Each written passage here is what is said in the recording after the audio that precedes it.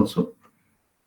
And as per the essay questions are concerned in this chapter, crystallography and the crystal defects, um, 5 to 6 marks or sometimes 8 marks questions. First, I will tell. If you want, you can note down those questions also. As per the OU exam is concerned or internal exam is concerned, describe 7 crystal systems. This is an essay question. Probably you may get. And the second one, describe Bravais lattices. 14 types of Bravais lattices we have. So first one is 7 crystal systems. Describe 7 crystal systems with neat diagrams. Second one, describe Bravais lattices. This is also another essay question. And one more, powder diffraction method. Explain the construction and working of powder diffraction method, or how microcrystalline materials structure can be determined by using Debye-Scherrer camera, whatever it's so. So these are the 3 questions generally frequently you are getting. Sometimes it is divided into part A and part B. 5 marks for this 7 crystal systems, and again 5 marks for Miller indices. And describe the rules for finding Miller indices, how to designate or orientation, find the orientation of a given plane also you may get. And as per short answers are concerned, describe Bragg's law. That you may get 2d sin theta is equal to n lambda. Bragg's law you may get. And sometimes expression for the interplanar spacing, d is equal to a by root of h square plus k square plus l square for a cubic crystal. For an orthorhombic crystal, that derivation also sometimes they are asking. So these are the questions generally, and problems on the Miller indices, Bragg's law. You may get some problems. As per the crystal defects are concerned, explain or describe various point defects present in real crystals. Then you should in brief with diagrams, vacancies, interstitials, compositional defects and electronic defects. This you should write. And 3 derivations, as I said, one is derive an expression for the equilibrium concentration of Schottky defects in metals, one question. Schottky defects in ionic crystals, another question. Derive the equilibrium concentration of Frenkel defects in ionic crystals. 3 derivations are there. And sometimes what is Burger's vector? 2 marks for 2 or 3 marks you may get Burger's vector. And describe the line defects. So what are line defects? Then they are classified as edge dislocation and screw dislocation. And you can describe in brief. If possible, you can draw the diagram also. So in this way, the questions are framed. Generally, you may not get any problem in second chapter crystal defects, but sometimes. Anyhow, in the PowerPoint presentation, in the PPT, what I have uploaded, I gave some of the numerics. Don't bother about that one. What best you can do, you do, because generally they are from picked from certain standard books. And you try those new assignment for this. Already you have submitted one assignment, and you go through the PPT. If you have any doubts, you can ask. So regarding unit 1, if you want something to clarify, I'll give a couple of minutes. You can ask so that I'll try, and I'll go to the next unit, that is band theory of solids. Anybody needs some briefing of any concept or topic in crystallography or crystal defects? Please let me know.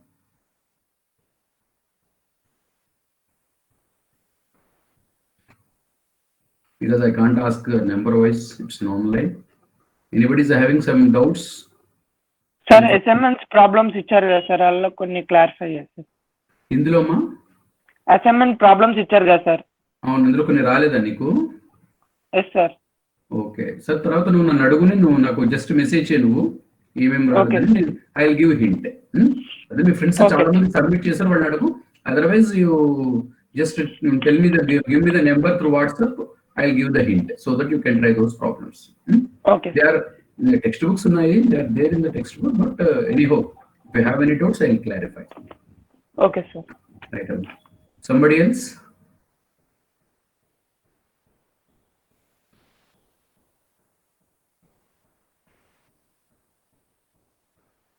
Okay, shall I start Unit 2, Band Theory of Solids? Students? Yes, sir. Okay. Today in this session, I will give a brief introduction of the unit and the first chapter, what we are going to learn, and then we'll proceed further.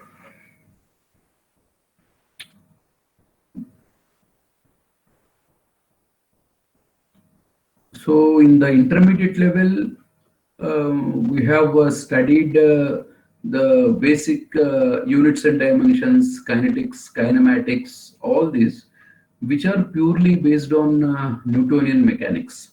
So Newton, in the 14th or 15th century, he framed certain laws, which are popularly known as first law of Newton, second law, and third law, like that. So the first law, it describes the inertia, phenomenon of inertia. You can't change your state of rest or uniform motion till an external force comes and it's try to stop the motion or your rest. So this is the property of inertia, and how the forces acting on that on moving bodies is described in the second law, that is F is equal to ma. F is the force, m is the mass of the object or body, and a is the acceleration. And the third one, which is a very important and significant for even for rocket technology, to every action there is an equal and opposite reaction, which is called as the Newton's third law. So these are the fundamental aspects, and based on this and taking the concepts of units and dimensions, we have various physical quantities. Each and every physical quantity can be derived from the absolute quantities such as mass, length, and time, like that.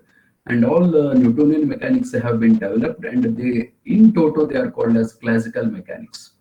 So classical mechanics, you can say, this is a branch of physics which deals with objects or systems which are moving with a velocity much less than velocity of light. So this is the bottom line of classical mechanics. So suppose a system which is having a velocity much less than the velocity of light, and it has a significant size.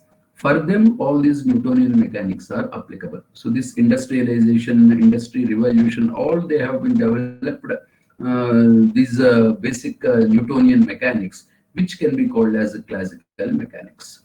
And in the earlier 18th century, still some inventions have been made, and in human being try to find out what actually the origin for the physical material. So initially it is in the form of cluster we have observed, then the finding of molecule, and the structure of atom is also determined. Again further we try to observe the structure of atom. Again electrons, we came to know that atom, it's not as simple as such, it's a complex one.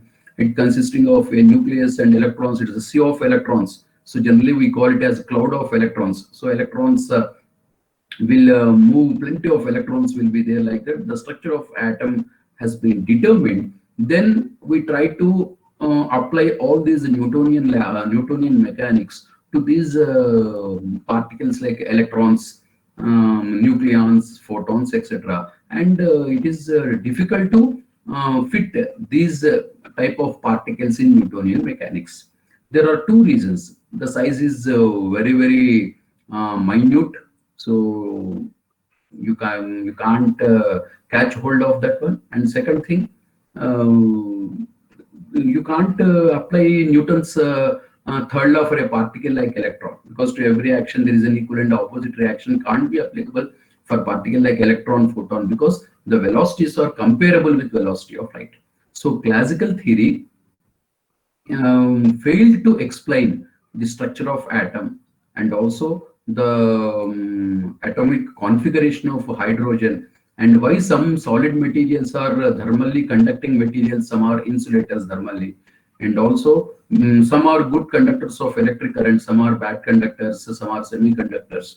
And also the magnetic properties, some are diamagnetic materials, some are ferromagnetic materials, some are ferrimagnetic materials, like that. The classification of magnetic materials, all these are not explained on the basis of the classical theory. In specific, thermal conductivity, electrical conductivity, paramagnetic behavior, structure of atom, all these are not explained on the basis of Newtonian mechanics or classical theory. So many theories have been evolved. Among is an important one is the classical free electron theory. So after the invention of atom and the structure of atom, the electron behavior, then a theory is predicted to explain the behavior of a material in the micro level. So how can be the structure of the atom and what may be the possible states of electrons. So initially, immediately after this classical theory, a theory is invented which is called as classical free electron theory. So in this chapter, we are going to discuss what actually the salient features of free electron theory. Again, it is classical theory, free electron theory is there, quantum free electron theory is there. What are the salient features and what are the merits and the demerits of classical free electron theory? Also, we will discuss. And again, how the demerits can be overcome. So another theory is introduced, which is band theory of solids. So what are developed by Bloch, you can say, and what are the assumptions of band theory of solids, and from that the main drawback of classical free electron theory is it could not able to explain the classification of metals as conductors, semiconductors, and insulators. So band theories try to explain the phenomena why only some materials are good conductors of electric current, some are insulators, and some are band conductors is explained by band theory of solids. So in the first chapter, we are going to discuss the features of free electron theory called classic theory as well as quantum theory, and merits and demerits of free electron theory, assumptions of band theory. And in the band theory, you have a Kronig-Penney model. A model is there so that you can explain the electrical behavior of all materials. Then semiconducting properties of semiconducting materials we are going to discuss. So in this chapter, we will in broad way we will discuss the assumptions of band theory, Kronig-Penney model, and the properties of semiconducting materials. What is a semiconductor, how it can be classified, and formation of p-n junction diode and application of p-n junction diode, Hall effect is there. This we are going to discuss in this chapter. Is it clear? Now I will share the screen.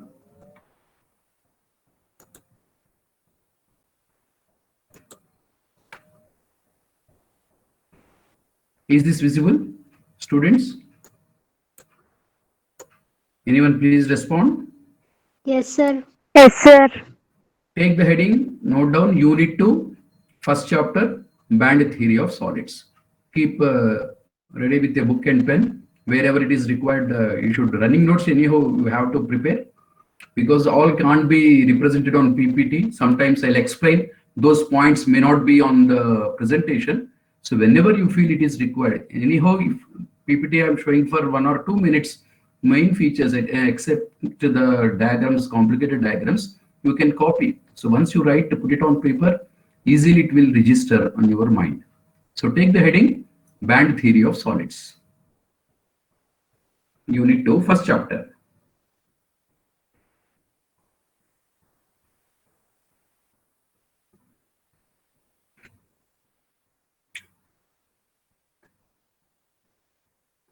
And the contents of this syllabus, you note down. Classical free electron theory, please note down. Classical free electron theory,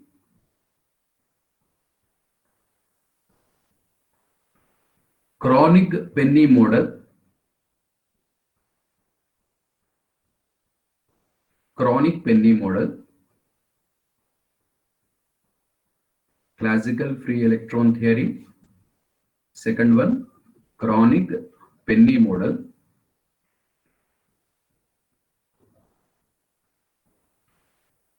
Next one, energy band formation in solids. Energy band formation in solids. energy band formation in solids. Next, intrinsic and extrinsic semiconductors. Intrinsic and extrinsic semiconductors. Intrinsic and extrinsic semiconductors. Next, concept of a whole, HOLE. Concept of a whole.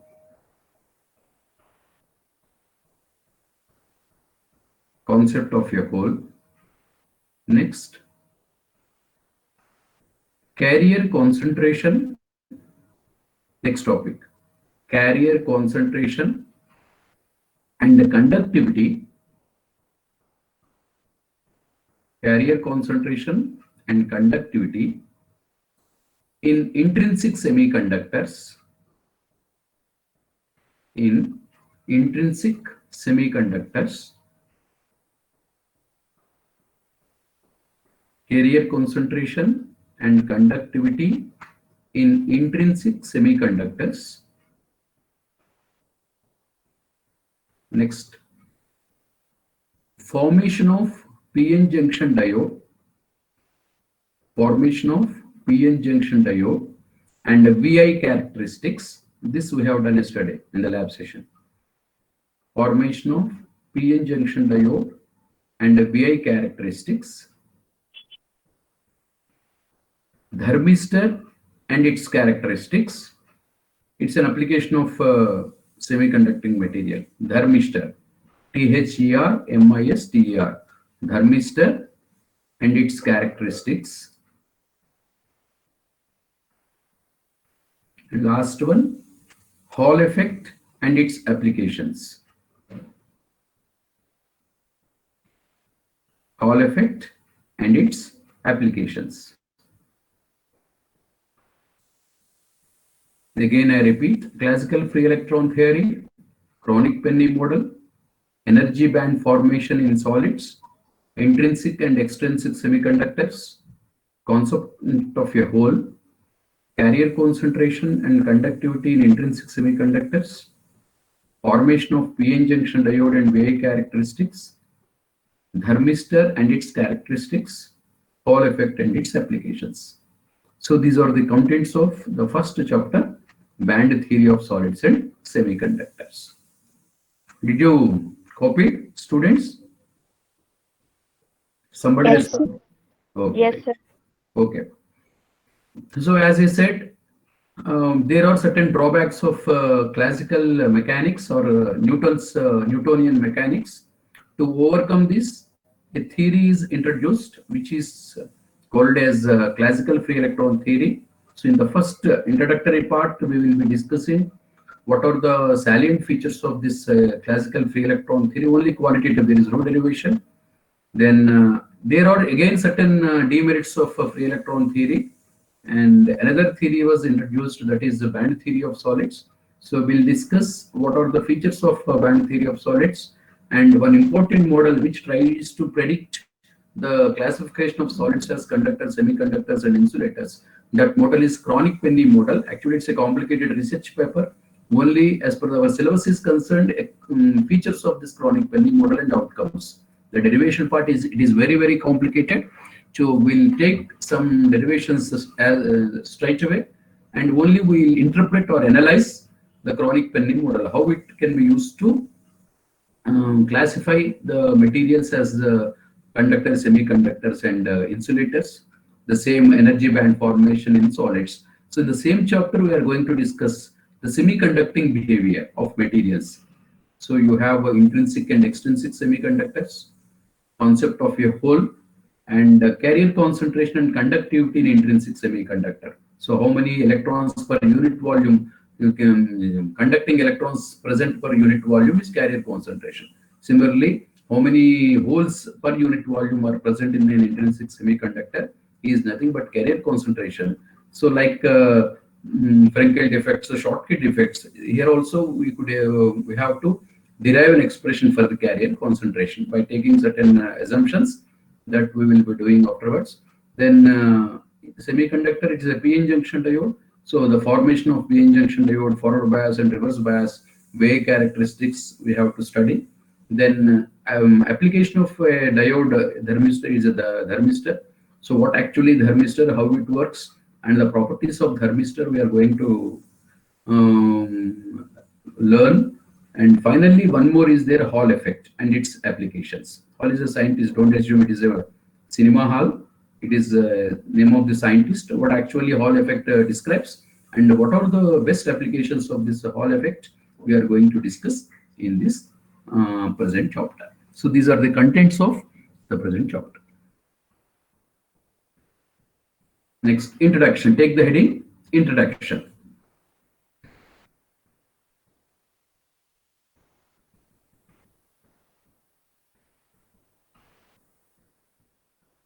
So as all we are aware that the electrons which are present in the outermost orbit, which is called as a free electron, is responsible for the electrical property. So these are generally in a given atom, the electrons are arranged by two factors. One is they follow Hund's rule, as well as they follow Pauli's exclusion principle. No two electrons in any atom shall have all the four quantum number values same. So if any atom is having three quantum number values same, at least it should differ in its spin value. So if one spin is clockwise, the other spin of the electron should be anti-clockwise. So this is the rule which is called as Pauli's exclusion principle. Generally, the electronic configuration can be done by using this Pauli's exclusion principle, and also Hund's rule also they follow. So the formation of the electrons in different orbitals, they can be 1s2, 2s2, 2p6, like that. You have certain rules to fill these electrons. By following these quantum rules only, electrons can be arranged.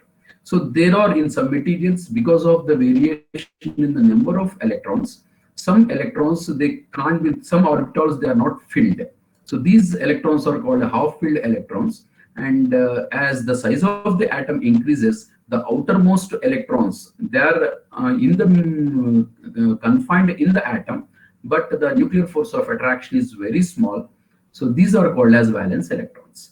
And sometimes due to small thermal energy, these valence electrons can be liberated from the atom, and which are called as free electrons. They move freely in the surface of the crystal, which contributes for the electrical behavior of the material. So this electron theory, free electron theory of solids, it explains the electrical, structural, and thermal magnetic properties of solids in conductors, semiconductors, insulators, like that. So because of the orientation or occupation of electrons in different energy states, it influences the structure of the material, the thermal property, thermal behavior, magnetic behavior, and also the electrical behavior. So this is the main bottom line of this classical free electron theory. Again, free electron theory of metals has been developed in three main stages. So as I said, initially there are certain drawbacks of classical free electron theory. So immediately the first theory evolved is the classical free electron theory. Again, there are certain demerits of this classical free electron theory. Again, to fulfill that, another theory was introduced, which is called as quantum free electron theory. Finally, there are certain drawbacks of this quantum free electron theory. We'll be going to discuss all this. So another theory was introduced, which is the Jones theory or band theory of solids. So this is a process of evolution in that you have three main stages. So after failure of classical theory or Newtonian mechanics, classical free electron theory is introduced. It could be able to explain certain features of which they have not explained in the Newtonian mechanics, but it is failed to explain some more properties. Again, another theory is introduced basing on this classical free electron theory, that is quantum free electron theory. Again, there are certain demerits of quantum free electron theory. Another theory was introduced, which is called as band theory of solids. So this is a process of evolution. First, initially we have a classical theory, many modifications, and finally Newtonian mechanics have been developed. and they fit to almost all objects and systems which are having the velocity much less than velocity of light. So the momentum, the energy, the kinetic energy, work, all these they fit to this Newtonian mechanics. But once atom is determined, the structure of the atom, the electrons, the photons won't be come under this Newtonian mechanics, because the speeds are comparable with velocity of light and they have nanostructures. So you can't fit these two particles like photons, electrons, protons, neutrons, like that. So it could be this theory failed to explain certain phenomena such as the thermal behavior, electrical conductivity, specific heat, magnetic behavior. All these are not explained according to classical theory. So another theory is introduced, that is the free electron theory. In this you have three stages. The one is classical free electron theory, and second one is quantum free electron theory, and the third one is band theory of solids. If you want, you write this one. Last point only. Free electron theory of metals has been developed in three main stages, and you note down these three: classical free electron theory, quantum free electron theory, and the zone theory or band theory of solids. Please note down.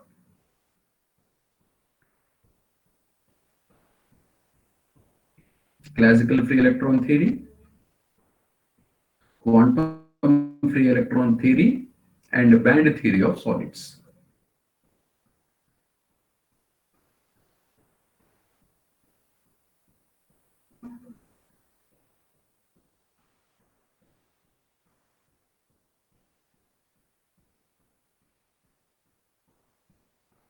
Shall I proceed, students? Yes, sir. Okay.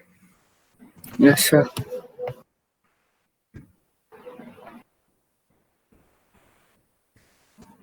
So, as I said, there are three main stages in this free electron theory. The first one is classical free electron theory.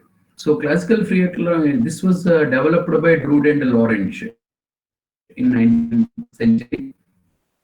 And in this theory, according to this theory, any metal, it consisting of free electrons which are responsible for the electrical conductivity, and the electrons obey the laws of classical mechanics.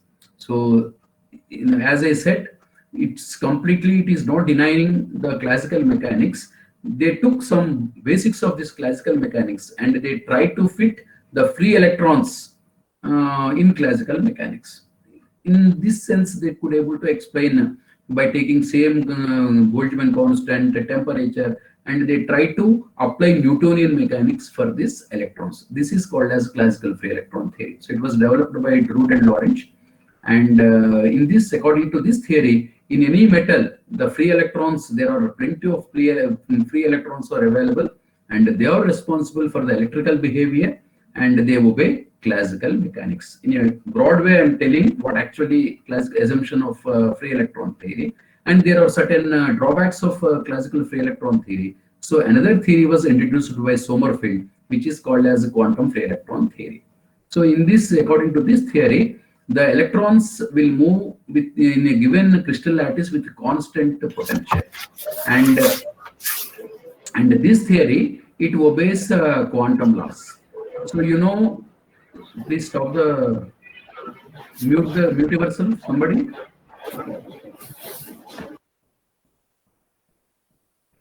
So again another theory is introduced which is called as quantum theory.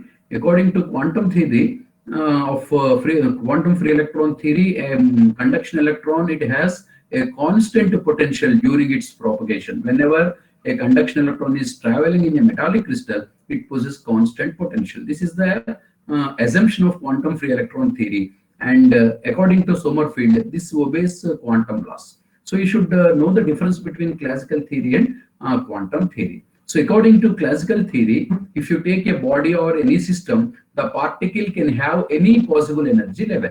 That means the energy distribution is continuous. But according to quantum theory, only certain discrete energy levels are possible. That means the energy is quantized. For example, according to classical theory, you take a particle like a photon or electron is moving with certain kinetic energy. Then it is having energy of any number, 0, 1, 2, 2 by 3, 4 by 5, 9 by 10, whatever may be the energy, any energy level is possible according to classical theory. But according to quantum theory, only certain energy levels are possible. You know Planck's equation, which is given by E is equal to NH nu, where N is an integer, H is Planck's constant, nu is the frequency. So in terms of frequency, E is proportional to nu. The energy of a particle or system is proportional to the frequency, and it is a more general way it can be written as NH nu, where you can put only n values 0, 1, 2, 3 only. You can't take 1 by 2, you can't take 3 by 7, you can't take 4 by 8, 4 by 9 or something. So only certain discrete energy levels are possible. So according to classical theory, a particle can occupy any energy state. That means energy distribution is continuous. But according to quantum theory, a particle cannot take each and every energy level. Only certain discrete energy levels are possible. So this is called the energy of a particle is quantized, and this is known as quantum law or quantum theory, which obeys Planck's law developed by Planck, given by E is equal to H nu. So Sommerfeld took quantum theory as the origin, and he has proposed free electron theory. The electrons are free to move in a given crystal, but with a constant potential. So this is the gist of quantum free electron theory. And the third theory, which is zone theory or band theory, it was introduced by Bloch in 1928, because there are certain limitations even for quantum free electron theory. So according to this theory, the free electrons are moving a periodic potential provided by the lattice. So this is the difference between the quantum theory and the band theory. According to free electron theory, an electron, moving electron possesses constant potential, whereas according to band theory or zone theory, a conduction electron possesses a periodic potential. The potential will be changing periodically. So this is the assumption of this band theory, and by this theory, you can get the complete study of electrons, how electrons can be moving in a given crystal, and what is the theory, so that some of the materials, even though they are having plenty of electrons, it is an insulating material. It won't give any response for the external electric field. And some are conductors. They plenty of millions of electrons are there. They travel in one particular direction, causing super electrical behavior. And some are semiconducting materials. Up to certain stage, they are insulators. And as a temperature or potential is given, then the electrons will be available in the conduction band and contributing for the electrical conductivity. So the classification of solids as conductors, semiconductors, and insulators can be well explained by this band theory of solids. So these are the three stages of classical free electron theory. So free electron theory. The first one is classical free electron theory, according to which electron obeys Newtonian mechanics, and the free electrons the concept of free electrons is initially introduced by this free electron theory by Drude and Lorentz. But there are certain limitations because they took this taking classical mechanics. There are certain drawbacks of classical mechanics, so it was modified by Sommerfeld by taking quantum theory. According to quantum theory of free electrons, the electrons have a constant potential. So it could be able to explain many phenomena such as thermal conductivity, magnetic behavior, the spectrum of hydrogen atom. All these are explained according to quantum free electron theory. But this theory failed to explain the classification of solids as conductors, semiconductors, and insulators. Why only certain materials like copper and gold, they can be perfect conductors, and why germanium, silicon, they are semiconducting materials, glass, mica, wood, everything, they are insulating materials. This is not explained according to quantum free electron theory. So band theory of solids was introduced, and the difference between quantum free electron theory and band theory is, according to band theory, a conduction electron or a free electron, it possesses a periodic potential. So by this concept, by using Bloch's equation, Bloch has introduced this, and he has introduced a model which is called as the Kronig-Penney model. From that, you can explain the classification of solids as conductors, semiconductors, and insulators. So you take the screenshot, otherwise you write it in points. These three. Take the screenshot of this one. Is it clear, students? Sir, 2 minutes, sir. Wait, sir. Yes, you take. I read. Is it clear, this concept? What is classical free electron theory? Yes, sir. Quantum free electron theory and Yes, band sir. theory or zone theory. Please note down. Please note down.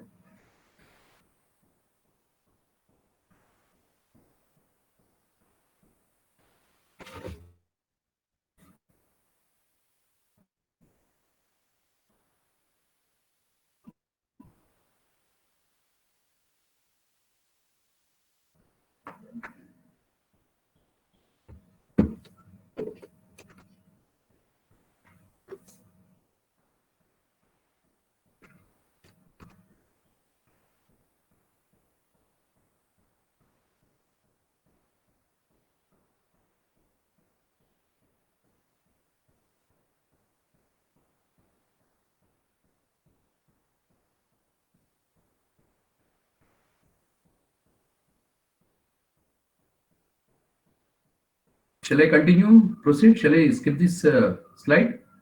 Shall I go forward? Yes, sir.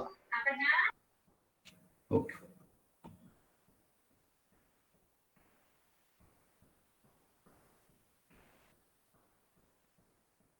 So as I said, this classical free electron theory was introduced by Drude and Lorentz, and according to this theory, in metals, the free electrons are responsible for the conducting behavior, and they obey the classical laws of classical mechanics. And the assumptions of or salient features of classical free electron theory are: in metal, there are large number of free electrons moving freely in all possible directions. So this is the first assumption. So as I said, the electrons in electronic structure depends on this Pauli exclusion principle. The outermost electrons are loosely bonded with the nucleus. The nuclear force of attraction is very small. Due to thermal effects, some of the electrons can be liberated from the atom and they move freely in the boundaries of the crystal in all possible directions. So this is the first assumption of classical free electron theory. So in metals, large number of free electrons are available. They move freely in the boundaries of the crystal in all possible directions. It is similar to like a gas molecules in a container, obeying kinetic theory of gases. You take a container and you fill gas with the container and close it, then you can say within the container, the molecules are free to move in all possible directions, but they won't cross the container. In the same sense, in a given metal also, the electrons are free to move along the boundaries with all possible directions, with all energies, and they can't cross the metallic structure. So this is like molecules of a gas, it is a similarity. And whenever there is no external electric field, the energy associated with each electron at a given temperature is given by 3/2 kT. So it is actually, this model was given by classical theory. The same, this Drude and Lorentz, they took it for even electrons, and the energy of average energy of an electron associated at a given temperature is represented as 3/2 kT, where K is the Boltzmann constant and T is the absolute temperature. So these are the assumptions of classical free electron theory. The first one is, in metals, plenty of free electrons are available. There are large number of free electrons and they move freely in the boundaries of the crystal in all possible directions. This is the first assumption. He compared this with the molecules of a gas. So these free electrons, they behave like gas molecules in a container, obeying the laws of kinetic theory of gases. And whenever there is no external electric field, the average energy associated with each electron at any temperature T is given by 3/2 into kT, where K is Boltzmann constant and T is the absolute temperature. And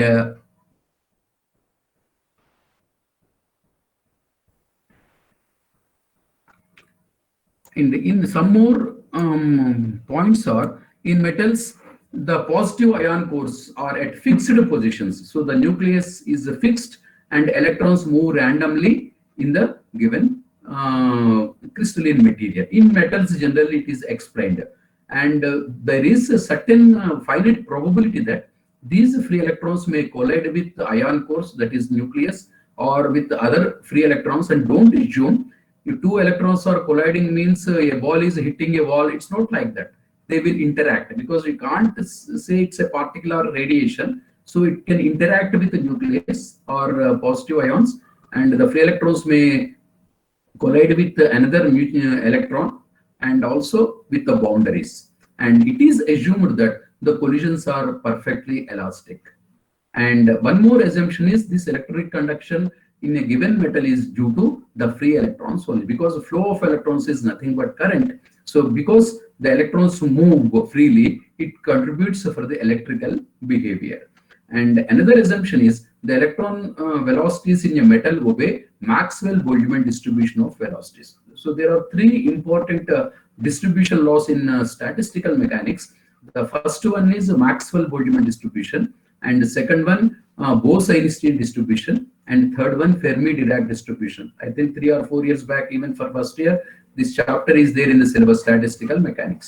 So Maxwell-Boltzmann distribution law, it obeys the classical mechanics. It is predicted on the basis of classical theory. The example is the molecules of a gas. So molecules of a gas, they are you can identify each and every molecule, and they are uniform in nature. Like molecules of a gas, they have predicted certain the distribution of molecules per unit volume. That is called as Maxwell-Boltzmann distribution law.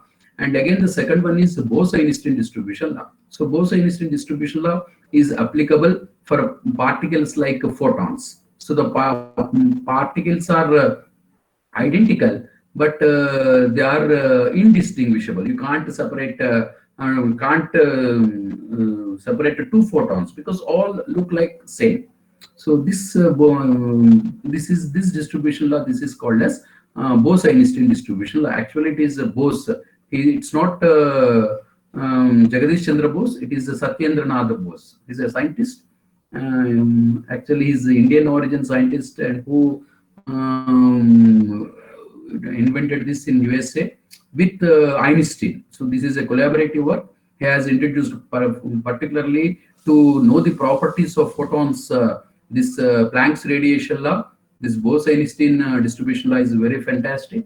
And one more distribution law is there, that is the Fermi-Dirac distribution law. And this is applicable for particles having integral spins like electrons, protons. They have half spins. It is applicable for these particles. So there are three important distribution laws are there. One is Maxwell-Boltzmann based on classical theory, Bose-Einstein, which is on quantum, based on quantum theory, but it is applicable for particles like photons. And one more is the Fermi-Dirac distribution, applicable for particles like electrons. So according to this classical free electron theory, the electrons which move freely in the boundaries of the crystal, the velocities, they obey Maxwell-Boltzmann distribution law. And the free electrons move in a constant potential field, and the potential energy of the electrons is constant. So it is assumed that the potential of the electron is constant.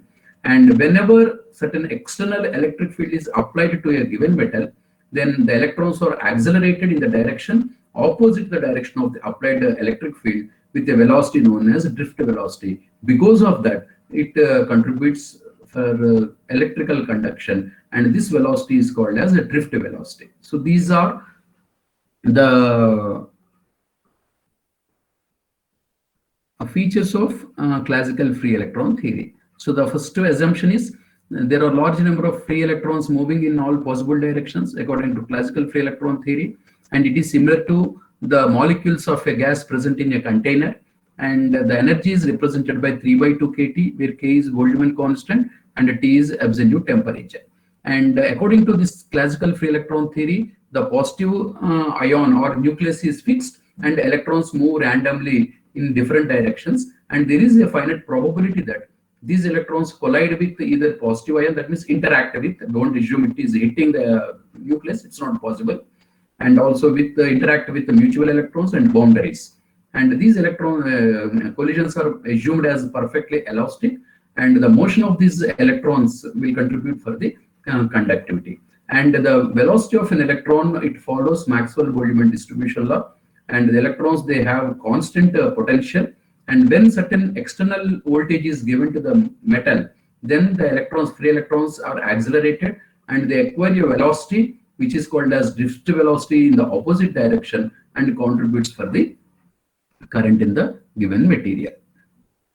And the advantages of classical, merits of classical free electron theory, this theory successfully explains the Ohm's law, which is V is proportional to I or V is equal to I, or concept of resistance. So whenever certain voltage is given, the total voltage is not converting into completely electric current. Some resistance will be there. So V is equal to IR.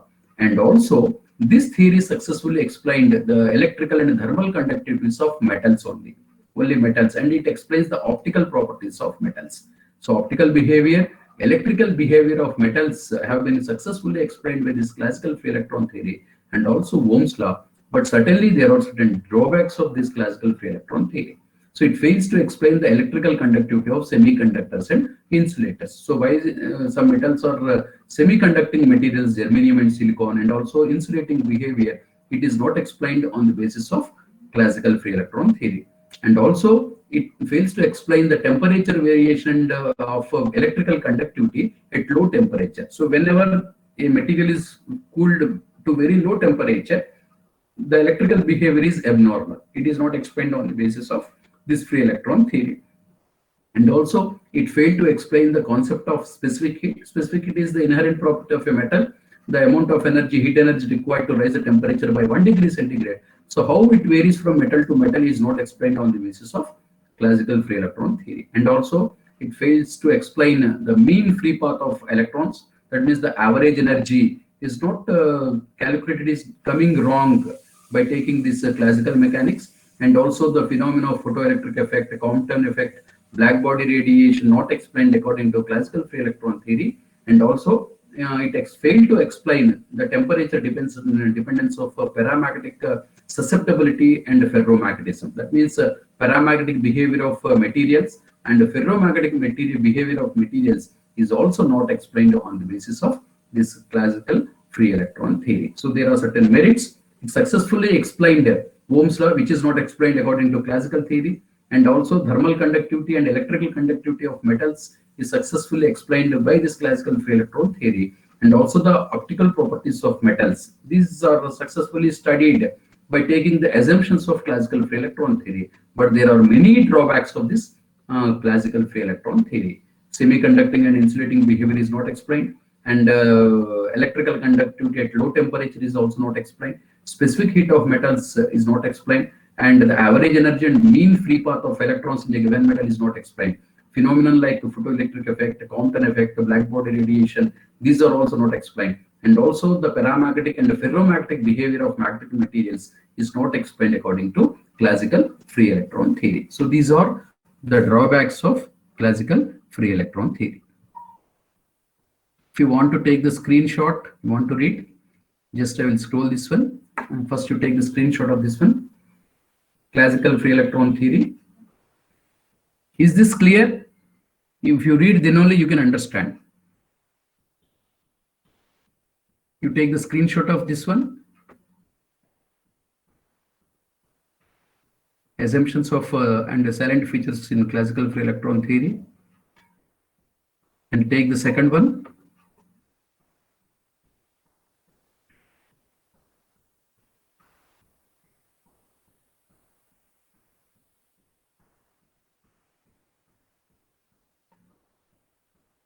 Shall I proceed for the next slide?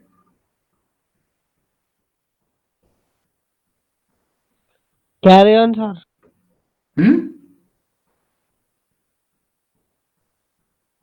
You take up to this. Take the screenshot.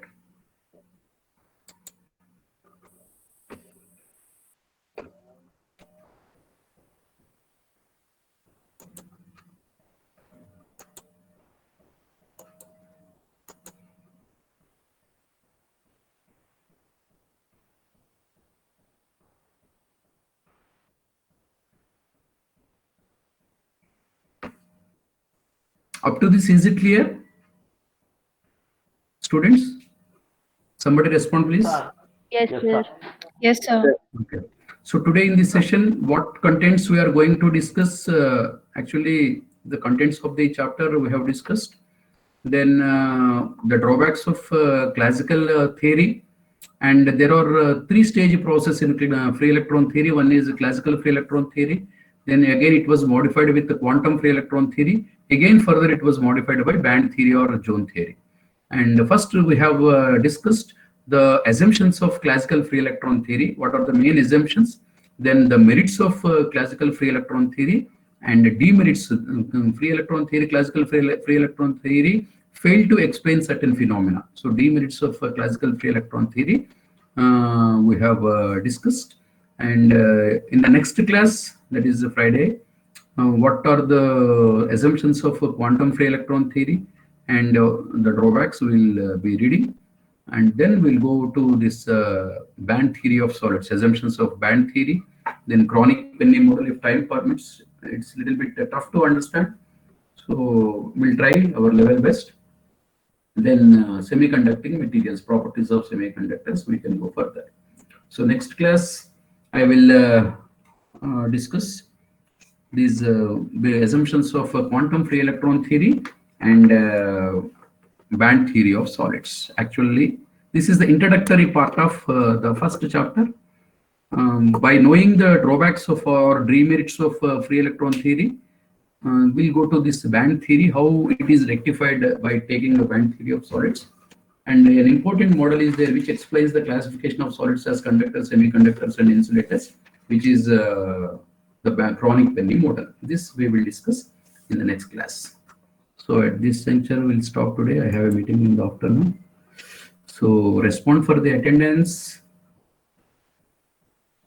Roll number 61 present.